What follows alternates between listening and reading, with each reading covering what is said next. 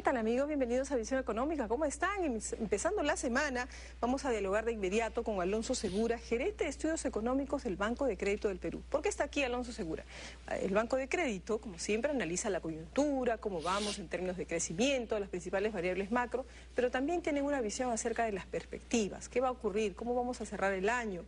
¿Cómo se va a desempeñar los principales agregados macroeconómicos? ¿Qué va a significar eso para nuestros bolsillos? ¿Más posibilidades de trabajo? ¿Qué va a significar esto? ¿Cómo está? Bienvenido, buenos días. Buenos días, Clorinda, muchas gracias. Bien, empecemos para hacer un repaso porque ustedes mensualmente van observando cómo se desempeña la economía.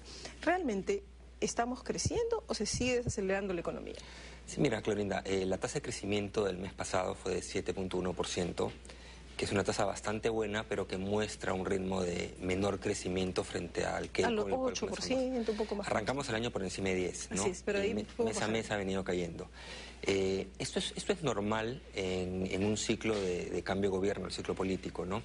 Y vamos a seguir viendo tasas menores de crecimiento cuando se revele probablemente la cifra de junio, la cifra de julio, quizás inclusive algunas del tercer trimestre, ¿no? ¿Por qué? Porque hubo estos cambios, no se tenía claro cuáles iban a ser las políticas, cuáles iban a ser los nombramientos, y ya la situación se está aclarando y lo que podría observarse, y es hacia fines de año, que la tasa de crecimiento comience a subir nuevamente, ¿no? Empiece a despegar. Exacto. Pero en todo caso, ¿qué proyecciones tienen ustedes para cierre de año? Sí, ¿Un escenario positivo, más optimista, menos optimista? La tasa de crecimiento para el 2011 está de alguna manera ya casi jugada porque tienes varios meses de cifras ya reportadas, ¿no? Nosotros creemos que la cifra va a estar en error de 6%, quizás con un ligero sesgo al alza, ¿no? Podríamos hablar quizás de un 6,5%. La gran pregunta es cuál va a ser el crecimiento del 2012 y por qué.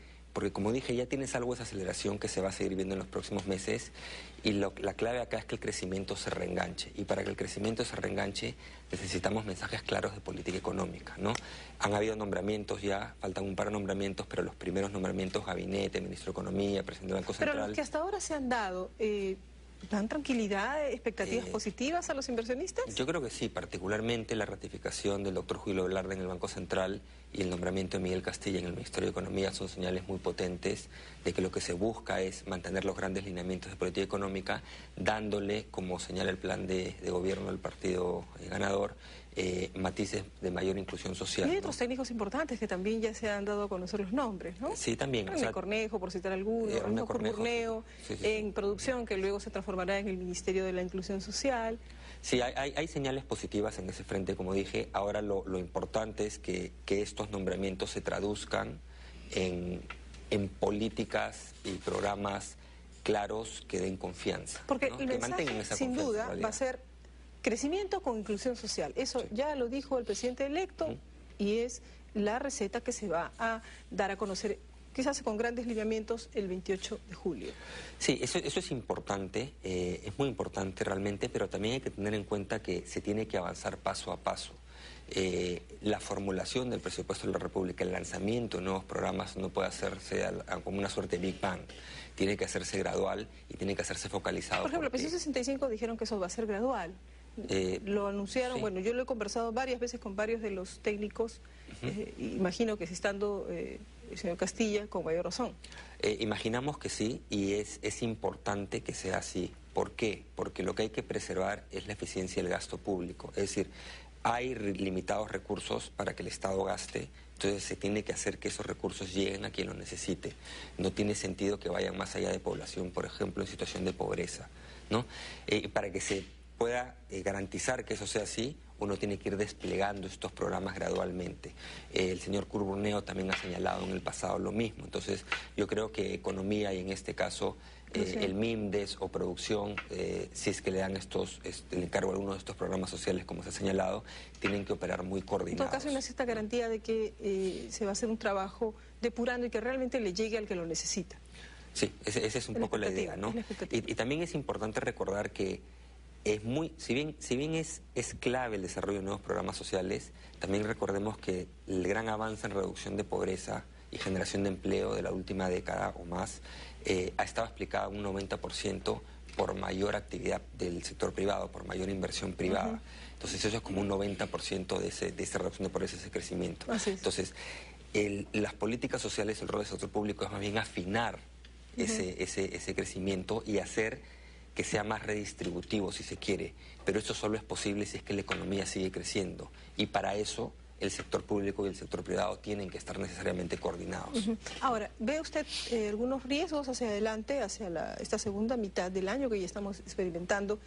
¿Podría quizás darse un fuerte impulso de crecimiento por el lado del gasto público? ¿Qué peligros, qué riesgos generaría esto? ¿Ve usted también que podría esto tener un impacto en inflación? Porque finalmente también esa es una de las cosas que nos preocupa, ¿no? Sí, no. Yo creo que los riesgos vienen más del lado externo. Voy a hablar del lado interno, después del lado externo. Del lado interno, en realidad, el único riesgo que veríamos, pero que ha ido cediendo, es que se quiera avanzar muy rápido con algunos de nuestros programas, ¿no? Y que se sacrifique la estabilidad fiscal. Pero es bastante poco probable. En realidad la pregunta es hacia el 2012 nuevamente. Ya tienes gran parte del año jugado, el gobierno mientras se acomoda en la silla va a estar en el último trimestre del año. Entonces ahí la gran pregunta es cómo cuadran los números para el 2012, ¿no? Y los mensajes. ¿Cómo ve los riesgos por el lado del frente externo? Porque en el mundo, según ustedes han puesto su último reporte, las discusiones fiscales están deteriorando este panorama global. Por eso es que vemos también en muchos casos más capital de corto plazo en las economías emergentes como las nuestras y también con una moneda, un sol más fuerte que el dólar, ¿no? Sí, hay distintos factores de riesgo, dos en particular. Uno es la situación de Estados Unidos. El crecimiento en Estados Unidos se está debilitando y en el corto plazo hay un tema de manejo de deuda. Si no elevan el límite de deuda en los próximos días, Estados Unidos tendría que entrar en cesación de pagos. Y ese sería un terremoto económico, ¿no? Probablemente de corta duración, pero las implicancias no se tienen claras, ¿ok? Entonces ahí hay un tema, ¿no? El otro gran tema es Europa. Y a Grecia, el viernes pasado salió un paquete de rescate, un nuevo paquete de rescate mayúsculo. ¿Cree que va a tener realmente efectos? ¿Va a ser el último o no? Posiblemente no. Y ya a Grecia lo han puesto algunas clasificadoras a riesgo en lo que se llama default selectivo, cesación de pago selectiva. Pero digamos, lo que han hecho ahí es alargar los plazos de vencimiento de deuda. Han pasado de 6 años promedio de la deuda a 11, vencimientos que eran muy cortos a 15, a 30 años.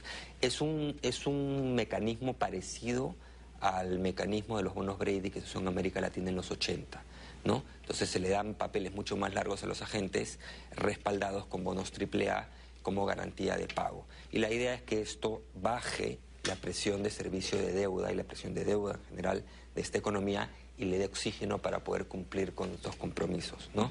La clave es qué tanto van a poder crecer las economías europeas, porque la única manera de salir de estos problemas es comenzar a crecer.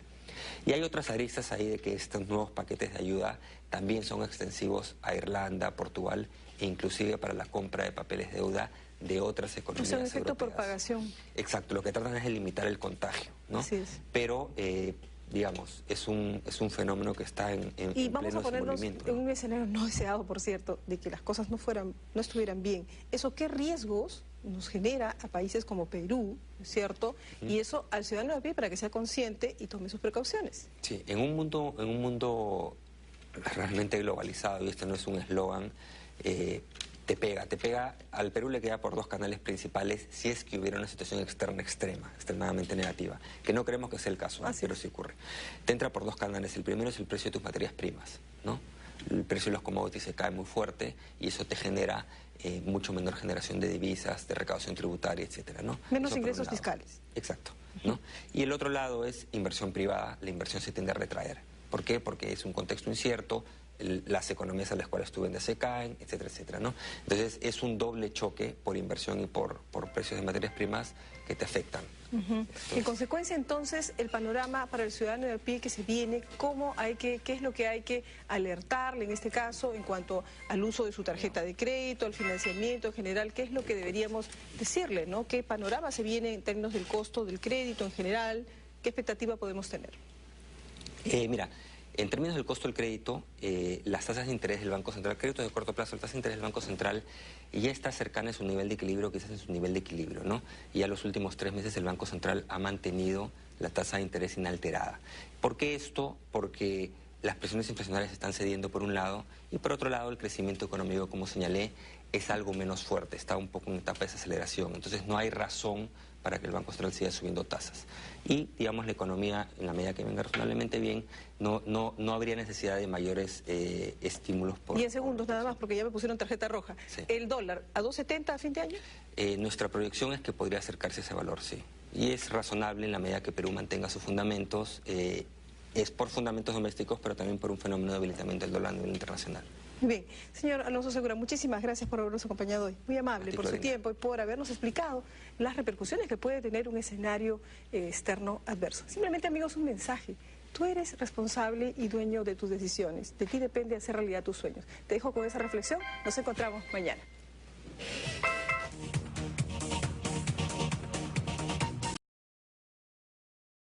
A desempeñar los principales agregados macroeconómicos. ¿Qué va a significar eso para nuestros bolsillos? ¿Más posibilidades de trabajo? ¿Qué va a significar esto? ¿Cómo está? Bienvenido, buenos días. Buenos días, Clorinda, muchas gracias. Muy bien, empecemos para hacer un repaso porque ustedes mensualmente van observando cómo se desempeña la economía.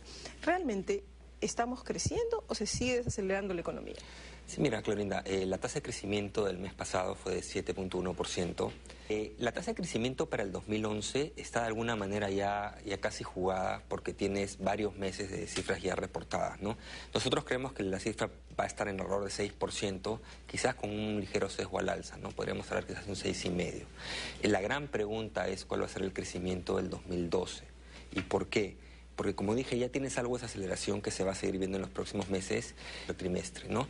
¿Por qué? Porque hubo estos cambios, no se tenía claro cuáles iban a ser las políticas, cuáles iban a ser los nombramientos, y ya la situación se está aclarando y lo que podría observarse, y es hacia fines de año, que la tasa de crecimiento comience a subir nuevamente, ¿no? Empiece a despegar. Exacto. Pero, en todo caso, ¿qué proyecciones tienen ustedes para cierre de año? Sí, ¿Un escenario positivo, más optimista, menos optimista? Que es una tasa bastante buena, pero que muestra un ritmo de menor crecimiento frente al que... Al 8%, un poco más. Arrancamos el año por encima de 10, ¿no? Así es, pero ahí mes a mes ha venido cayendo. Esto es normal en un ciclo de cambio de gobierno, el ciclo político, ¿no? Y vamos a seguir viendo tasas menores de crecimiento cuando se revele probablemente la cifra de junio, la cifra de julio, quizás inclusive algunas del tercer. ¿Qué tal, amigos? Bienvenidos a Visión Económica. ¿Cómo están? Empezando la semana, vamos a dialogar de inmediato con Alonso Segura, gerente de estudios económicos del Banco de Crédito del Perú. ¿Por qué está aquí Alonso Segura? El Banco de Crédito, como siempre, analiza la coyuntura, cómo vamos en términos de crecimiento, las principales variables macro, pero también tienen una visión acerca de las perspectivas. ¿Qué va a ocurrir? ¿Cómo vamos a cerrar el año? ¿Cómo se va